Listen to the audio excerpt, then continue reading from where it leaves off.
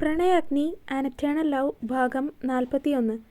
പിന്നെ അവളെ അത്ഭുതപ്പെടുത്തിയ മറ്റൊരു കാര്യം എന്താണെന്ന് വെച്ചാൽ, ശ്രീജിത്ത് ഇത്രയും ദിവസമായിട്ടും അവളെ അന്വേഷിച്ചിട്ടില്ല. ഫോണിലൊരു മെസ്സേജ് പോലും ഇല്ല, വിളിച്ചിട്ടുമില്ല. അവൻ വിളിക്കാത്തത് പോട്ടെ, ആരതിയും വിളിച്ചിട്ടില്ല. അതെന്താണ് അങ്ങനെയെന്ന് അവൾ മനസ്സിൽ ചിന്തിച്ചിരുന്നു. അവൻ നാട്ടിലുണ്ടായിരുന്നു, പക്ഷേ ഇപ്പോൾ അവൻ ഇവിടെയുണ്ടോ, തിരികെ പോയോ എന്നൊന്നും അവൾക്കറിയില്ല. അവൾക്ക് അവനോട് വല്ലാത്ത പരിഭവം തോന്നിപ്പോയി. ഇനി അവനായിട്ട് തന്നെ വിളിച്ച് സംസാരിക്കട്ടെ എന്ന് കരുതി അവൾ ഫോൺ എടുത്ത് മാറ്റിവെച്ചു. പക്ഷേ അവനോട് ഈ കാര്യം പറയണം. എന്താണ് അവൻ ഉദ്ദേശിച്ചിരിക്കുന്നത് എന്ന് കണ്ട് ചോദിച്ചറിയണം. എന്തൊക്കെയായാലും അവനെ മറന്നു മുന്നോട്ട് പോകാൻ ഇനി തന്നെക്കൊണ്ടാവുമെന്ന് അവൾക്ക് തോന്നിയില്ല. അതുകൊണ്ട് ആദ്യം എടുത്ത തീരുമാനം മാറ്റി അവൾ അവനെ വിളിക്കാമെന്ന് തീരുമാനിച്ചു. രാത്രി കാത്തിരുന്നത് പോലെ അവൾ അവനെ വിളിച്ചു. പക്ഷേ കോൾ എടുത്തില്ല. കുറച്ചു കഴിഞ്ഞതും അവൻ തിരികെ വിളിച്ചു. നാട്ടിലുണ്ടോ? എടുത്ത പാടെ അവൾ അതാണ് ചോദിച്ചത്.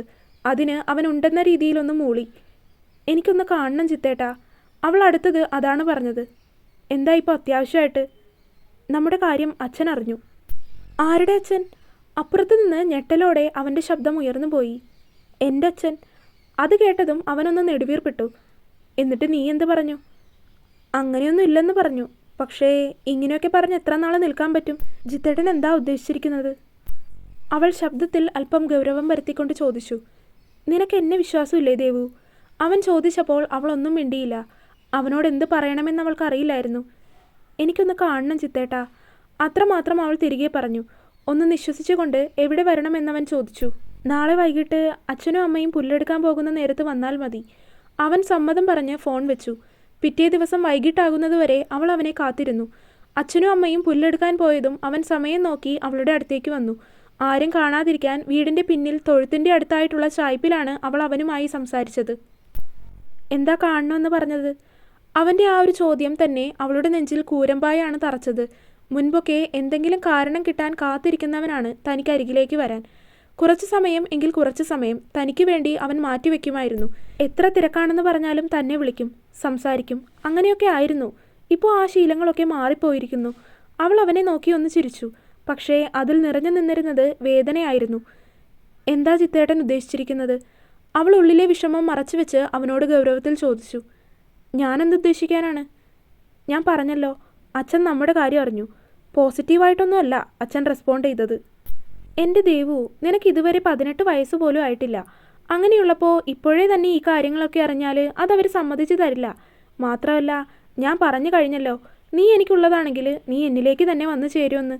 അവളുടെ മുഖം കണ്ടിട്ടാണെന്ന് തോന്നുന്നു അവൻ അവളെ വേദനിപ്പിക്കാത്ത രീതിയിൽ സമാധാനത്തിൽ പറഞ്ഞു മനസ്സിലാക്കാൻ ശ്രമിച്ചു. എങ്കിൽ ഇനി വൈകാൻ നിൽക്കണ്ട, അച്ഛനും അമ്മയും വരുന്നതിന് മുന്നേ പോകാൻ നോക്കിക്കോ. അവൻ പറഞ്ഞതും അവൾ അവനോടായി തിരികെ പറഞ്ഞു. പക്ഷേ അവൻ അതിന് കൂട്ടാക്കാതെ അവളുടെ അടുത്തേക്ക് ഒന്നുകൂടി അടുത്തു വന്നു. ദേവു അവനെ എന്താണെന്ന രീതിയിൽ നോക്കി. ഇവിടെ വരെ വിളിച്ചു വരുത്തിയിട്ട് വെറുതെ അങ്ങനെ പോവാനാവില്ലല്ലോ. അവൻ അവളുടെ മേലേക്കൊന്ന് അമർന്നു. ദേവു പിന്നിലേക്കൊന്ന് ആഞ്ഞുപോയി. ചായ്പിൻ്റെ കറ പിടിച്ച മതിലിൽ വന്ന് അവൾ ഇടിച്ചു നിന്നു. അവൻ അവളുടെ ദേഹത്തേക്ക് ഒന്നുകൂടി അമർന്നു. ജിത്തേട്ട മാറ്. അവൾക്ക് അവൻ്റെ സാമീപ്യം അത്ര ശരിയായി തോന്നിയില്ല. ഇത്ര നേരവും അങ്ങനെ പരുക്കമായി സംസാരിച്ച് ഒടുക്കം തന്നെ ഉപയോഗിക്കുന്നത് പോലെയാണ് അവൾക്ക് തോന്നിയത്. അവൾ അവനെ തടയാൻ ശ്രമിച്ചു. പക്ഷേ അവൻ ബലമായി തന്നെ അവളുടെ കൈകൾ കോർത്തു പിടിച്ച് അവളെ വീണ്ടും മതിലിലേക്ക് ചേർത്ത് നിർത്തി. ജിത്തെ. ബാക്കി പറയും മുന്നേ തന്നെ അവൻ്റെ ചുണ്ടുകൾ അവളുടെ അധരങ്ങളിൽ പതിഞ്ഞു കഴിഞ്ഞിരുന്നു. അവൻ അവളുടെ ചുണ്ടുകൾ അപ്പാടെ കടിച്ചെടുത്തു. അവനിൽ വന്യത മാത്രമായിരുന്നു. അവൾക്ക് നന്നായി നോവുന്നുണ്ടായിരുന്നു. അവനെ തടയാൻ അവൾ പരമാവധി ശക്തിയോടെ തള്ളി നോക്കി. പക്ഷേ അവൻ ഒരു തരി പോലും അനങ്ങിയില്ല. അവൻ എന്നിട്ടും മതി വരാത്തതുപോലെ അവളെ വീണ്ടും ചുംബിച്ചു. അവൻ്റെ കൈകൾ അവളുടെ ദേഹത്ത് എത്തി നിന്നു. അവൻ്റെ കൈകൾ അവളുടെ നെഞ്ചിൽ പരതിയതും എവിടെ നിന്നോ കിട്ടിയ ധൈര്യം പോലെ അവൾ അവനെ ആഞ്ഞു തള്ളി. അവളുടെ ചുണ്ടു പൊട്ടി, കണ്ണുകൾ കലങ്ങി, തലമുടിയാകെ പാറിപ്പറന്നു. എന്താടി എന്താടി നിനക്ക്? എന്താ നിന്റെ പ്രശ്നം? അവൾ അങ്ങനെ ചെയ്തതും അവൾക്ക് നേരെ അവൻ ചീറി. അവളുടെ കണ്ണിൽ നിന്ന് കണ്ണുനീർ ഒഴുകിയിറങ്ങി. അവൻ എന്തെങ്കിലും പറയും മുന്നേ അവനെ തള്ളി നീക്കി അവൾ അകത്തേക്ക് ഓടിക്കയറി.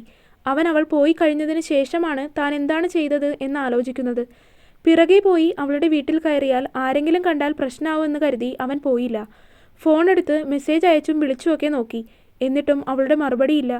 ദേവു ആണെങ്കിൽ ആകെ വല്ലാത്ത മാനസികാവസ്ഥയിലായിരുന്നു. വീട്ടിലിരുന്നിട്ട് തന്നെ ആകെ ഭ്രാന്ത് പിടിക്കുന്നത് പോലെയാണ് തോന്നുന്നത്. അച്ഛനും അമ്മയും അന്നത്തെ സംഭവത്തിന് ശേഷം തന്നോട് നല്ല രീതിയിലൊന്നും സംസാരിച്ചിട്ടില്ല. അതിൻ്റെ ഇടയിലാണ് ഇങ്ങനെയുള്ള അവൻ്റെ പ്രവൃത്തി. അതും അവളെ കൂടുതൽ വേദനിപ്പിക്കുകയാണ് ചെയ്തത്.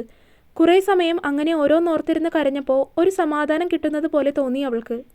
ഈ സംഭവത്തിന് 2 ദിവസം കഴിഞ്ഞപ്പോൾ ശ്രീജിത്ത് തിരികെ ബാംഗ്ലൂരിലേക്ക് പോയി. പോകുന്നതിന് മുന്നേ തന്നെ അവളെ കണ്ട് സംസാരിച്ച് അവൻ പ്രശ്നങ്ങളെല്ലാം പരിഹരിച്ചിരുന്നു. ആദ്യം അവൾക്ക് അത് ക്ഷമിച്ചു കൊടുക്കാൻ അല്പം ബുദ്ധിമുട്ടായിരുന്നുവെങ്കിലും അവനോടുള്ള സ്നേഹം കൊണ്ടും അവൻ്റെ പ്രണയത്താലുള്ള വാക്കുകൾ കൊണ്ടും അവളുടെ ദേഷ്യവും പരിഭവവും അലിഞ്ഞു പോയിരുന്നു. ദിവസങ്ങൾ മാറ്റങ്ങളില്ലാതെ വീണ്ടും കടന്നുപോയി. ദേവുവിന് ഇപ്പോൾ ക്രിസ്മസ് എക്സാം കഴിഞ്ഞ് അതിൻ്റെ വെക്കേഷൻ നടന്നുകൊണ്ടിരിക്കുന്ന സമയമാണ്. 2 ദിവസം കഴിഞ്ഞ് ശ്രീജിത്ത് നാട്ടിലേക്ക് വരും എന്ന് അവളോട് പറഞ്ഞിട്ടുണ്ട്. പഴയതുപോലെ ആരതിയായിട്ട് തന്നെയാണ് ഇപ്പോഴും സ്കൂളിൽ പോകുന്നത്. എങ്കിലും അവളുടെ കൂടെ ഉണ്ടായിരുന്ന പഴയ അടുപ്പം ഇപ്പോഴില്ല. ഇടയിൽ എവിടെയോ വെച്ച് രണ്ടുപേരുടെയും ആ ഒരു അടുപ്പം നഷ്ടപ്പെട്ടിരുന്നു. ആരതി തന്നിൽ നിന്ന് എന്തൊക്കെയോ മറച്ചു പിടിക്കാൻ ശ്രമിക്കുന്നത് പോലെ പലപ്പോഴും അവൾക്ക് തോന്നിയിട്ടുണ്ട്. എങ്കിലും എന്താണ് കാര്യമെന്ന് ദേവു ചോദിച്ചിട്ടില്ല.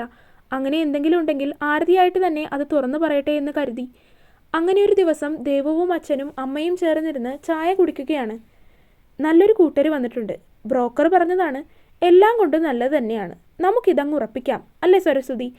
ചായ കുടിക്കുന്നതിനിടയിലാണ് അച്ഛൻ പറയുന്നത് അവളുടെ കാതുകളിൽ ഇടുത്തി വന്ന് വീഴും പോലെ വന്ന് പതിച്ചത്. അമ്മയെ നോക്കുമ്പോൾ അമ്മയും തലയാട്ടുന്നുണ്ട്. ദേവുവിന് തനിക്ക് ചുറ്റും നടക്കുന്നത് എന്താണെന്ന് മനസ്സിലായില്ല. അവൾ ഇതൊക്കെ എന്താണെന്ന രീതിയിൽ അച്ഛനെയും അമ്മയെയും മാറി മാറി നോക്കി. എന്താ നിങ്ങളീ പറയുന്നത്? ഒന്നും മനസ്സിലാകാതെ വന്നതും അവൾ അച്ഛനോടും അമ്മയോടും ഒക്കെ ചോദിച്ചു. എന്തായാലും കുറച്ചുനാൾ കഴിയുമ്പോൾ പുതിയ വീട്ടിലേക്ക് താമസം മാറണം. അതുകൊണ്ട് ഈ വീട് കൊടുക്കാമെന്ന് കരുതി. അതിനുവേണ്ടി ബ്രോക്കറെ പറഞ്ഞ് ഏൽപ്പിച്ചിരുന്നു. അയാൾ ഒരു കാര്യം ശരിയാക്കിയിട്ടുണ്ട്. അമ്മയാണ് അവളോടത് പറഞ്ഞത്. ദേവു അത് കേട്ടതും ഞെട്ടലോടെയാണ് അമ്മയെയും അച്ഛനെയും മാറി മാറി നോക്കിയത്. പിന്നെ ഇവിടെ നിന്ന് പോകുമ്പോൾ ഇവിടെയുള്ള സ്വന്തങ്ങളും ബന്ധങ്ങളും ഒക്കെ ഇവിടെ ഉപേക്ഷിച്ചിട്ട് വേണം പോകാൻ. അച്ഛൻ അതൊന്ന് ഊന്നി പറഞ്ഞു. അത് തന്നെ ഉദ്ദേശിച്ചാണ് പറഞ്ഞതെന്ന് അവൾക്ക് മനസ്സിലായിരുന്നു. ഈ കാര്യങ്ങളൊക്കെ എന്നോട് പറഞ്ഞില്ലല്ലോ എന്നിട്ട് ഇതുവരെ ആയിട്ടും. അതിനിവിടെ കാര്യങ്ങൾ നീയല്ലല്ലോ തീരുമാനിക്കുന്നത്, ഞങ്ങളല്ലേ? അവൾ പറഞ്ഞത് അത്ര ഇഷ്ടപ്പെടാത്ത രീതിയിൽ അച്ഛൻ തിരികെ ചോദിച്ചു. അങ്ങനെ പറഞ്ഞ് അവളുടെ മറുപടിക്ക് നിൽക്കാതെ അയാൾ പുറത്തേക്ക് ഇറങ്ങിയിരുന്നു. മേശമേലിരുന്നിരുന്ന പാത്രങ്ങളെല്ലാം എടുത്ത് അമ്മയും അടുക്കളയിലേക്ക് പോയി. അവൾക്ക് മനസ്സിലെന്തോ വല്ലാത്ത ഭാരം തോന്നി. അന്നത്തെ സംഭവത്തിന് ശേഷം അച്ഛനും അമ്മയും ഇങ്ങനെയാണ്. തന്നോട് വലിയ അടുപ്പം കാണിക്കാറില്ല. എല്ലാത്തിലും വല്ലാത്ത ദേഷ്യം പോലെയാണ്. ചെറിയ കാര്യമുണ്ടെങ്കിലും അമ്മ ദേഷ്യപ്പെടും. അച്ഛനാണെങ്കിൽ അന്നത്തെ സംഭവം കഴിഞ്ഞ് തന്നോടധികം സംസാരം പോലും ഇല്ല. വീട്ടിൽ അച്ഛനും അമ്മയും ഉണ്ടായിട്ട് പോലും അവൾക്ക് വല്ലാത്ത ഒറ്റപ്പെടൽ തോന്നി. അങ്ങനെ ഒറ്റപ്പെടൽ പോലെ തോന്നിയതും അവൾ ആരതിയെ വിളിച്ച് അവളോട് സംസാരിച്ചിരുന്നു. 2 ദിവസത്തിന് ശേഷം ശ്രീജിത്ത് എത്തിയിട്ടുണ്ട്. ഈ തവണ വന്നപ്പോൾ അവൻ്റെ ഡ്രസ്സിംഗ് അടക്കം എല്ലാത്തിനും വല്ലാത്ത വ്യത്യാസം ഉണ്ടായിരുന്നു. സ്വഭാവം പോലെ തന്നെ അവൻ ആകെ മാറിയിരുന്നു. അങ്ങോട്ട് പോയത് പിന്നെ പതിയെ പതിയെ അവൻ വിളിക്കുന്നത് വിരളമായി മാറി. ആഴ്ചയിൽ 1 തവണ വല്ലതും വിളിച്ചാലായി. ദേവുവിന് അത്രയും ആഗ്രഹം തോന്നി വിളിച്ചാൽ പോലും അവൻ ഫോൺ എടുക്കാറില്ല. എങ്കിലും അവൾക്ക് അവനോട് സ്നേഹം തന്നെയാണ്. അവൻ വിളിക്കാതിരിക്കുമ്പോൾ അവൾക്ക് ദേഷ്യവും വിഷമവും പരിഭവവും ഒക്കെ തോന്നും. എങ്കിലും അവൻ 1 തവണ വിളിക്കുമ്പോൾ തന്നെ അതെല്ലാം മാറിപ്പോകുമായിരുന്നു. കാരണം അവനെന്ന് വെച്ചാൽ അവൾക്ക് അത്രയും പ്രിയപ്പെട്ടതായി മാറിയിരുന്നു. അവനില്ലാതെ ഇനി താനില്ല എന്നതുപോലെ. അവൻ നാട്ടിലെത്തി 2 ദിവസം കഴിഞ്ഞിട്ടും ദേവുവിനും അവനും ഒന്ന് കാണാൻ കഴിഞ്ഞിട്ടില്ല. വൈകുന്നേരം അമ്പലത്തിൽ തുള്ളലും മറ്റു പരിപാടികളും ഒക്കെയുണ്ട്. എല്ലാവരും പോകാറുണ്ട്. അവിടെ വരുമ്പോൾ അവിടെ വെച്ച് സമയം പോലെ സംസാരിക്കാം എന്ന് 2 പേരും പറഞ്ഞിരുന്നു. ആരതിയുടെ കൂടെയാണ് ദേവു അമ്പലത്തിലേക്ക് പോകുന്നത്. ദേവുവിൻ്റെ അമ്മയ്ക്ക് പിരീഡാണ്. അത് പറഞ്ഞ് വരുന്നില്ലെന്ന് പറഞ്ഞു. അച്ഛൻ പിന്നെ അമ്പലത്തിൽ തന്നെ ഉണ്ടാവും. കൂട്ടുകാരൊക്കെ ആയിട്ട് ആൽത്തറയിലൊക്കെ ഇരിക്കുന്നുണ്ടാവും. ആരതിയുടെ കൂടെ അമ്പലത്തിൽ കുറച്ച് സമയം അങ്ങനെ നടന്നു. ആരും കാണാതിരിക്കാൻ ടവലിൽ പൊതിഞ്ഞ് ഫോണും എടുത്തിരുന്നു. കുറച്ച് സമയം കഴിഞ്ഞതും അവൾ ഫോൺ എടുത്ത് ശ്രീജിത്തിനെ വിളിച്ചു. ചേച്ചി, ഞാനിപ്പോൾ വരാം. ജിത്തേട്ടനെ ഒന്ന് കണ്ടിട്ട് വരാം. ഫോൺ വിളിച്ചു കഴിഞ്ഞതിന് ശേഷമാണ് ആരതിയോട് അവൾ പറഞ്ഞത്. ആരതി പക്ഷേ അവളെ തടഞ്ഞ് അവിടെ തന്നെ നിർത്തി. പോകണ്ട എന്ന് തന്നെ പറഞ്ഞു. ദേവു ആണെങ്കിൽ ആകെ പെട്ടതുപോലെ ചുറ്റും നോക്കി. അവൻ എവിടെയെങ്കിലും ഉണ്ടോ എന്ന് ചുറ്റും നോക്കുന്നുണ്ട്. പക്ഷേ അവനെ അവിടെയെങ്ങും കാണുന്നില്ല.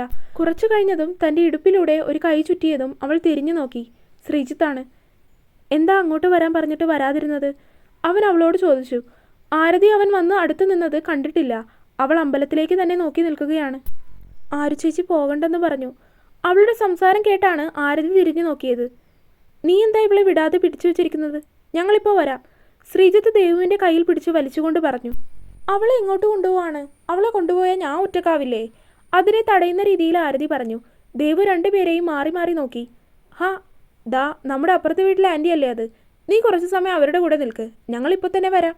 ആരതിയുടെ മറുപടി വരും മുന്നേ ശ്രീജിത്ത് അവളുമായി നടന്നുപോയി. അമ്പലത്തിന് സൈഡിലായിട്ടുള്ള ആളൊഴിഞ്ഞൊരു സ്ഥലത്താണ് അവളുമായി അവൻ വന്ന് നിന്നത്. അവിടേക്ക് അധികം ആരുടെയും കണ്ണെത്തില്ല എന്നുറപ്പുള്ളത് കൊണ്ട് തന്നെയാണ് അവൻ അവളുമായി അങ്ങോട്ട് വന്നത്. ജിത്തേട്ടാ, അവൾ എന്തെങ്കിലും പറഞ്ഞു തുടങ്ങും മുന്നേ അവൻ അവളെ ഇടുപ്പിൽ പിടിച്ച് തൻ്റെ അടുത്തേക്ക് ചേർത്ത് നിർത്തി. അവളുടെ നെഞ്ച് അവൻ്റെ ദേഹത്തിടിച്ചു നിന്നു.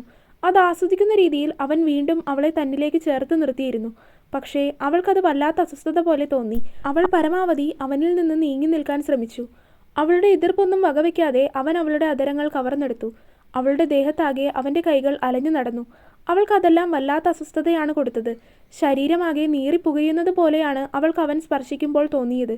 മുൻപുണ്ടായിരുന്നത് പോലെ അവൻ്റെ സ്പർശനത്തിൽ പ്രണയമില്ല എന്നവൾക്ക് തോന്നി. തൻ്റെ സകല ശക്തിയും എടുത്ത് അവൾ അവനെ തള്ളി നീക്കി. തുടരും. അപ്പോൾ വീഡിയോ കണ്ടവരെല്ലാവരും വീഡിയോ ലൈക്ക് ചെയ്യുക. നിങ്ങളുടെ അഭിപ്രായങ്ങൾ എന്ത് തന്നെയായാലും അത് കമൻറ്റായിട്ട് അറിയിക്കുക. ചാനൽ സബ്സ്ക്രൈബ് ചെയ്യാത്തവർ സബ്സ്ക്രൈബ് ചെയ്യുക. അടുത്ത പാർട്ടായിട്ട് നാളെ വരാം കേട്ടോ. ബൈ.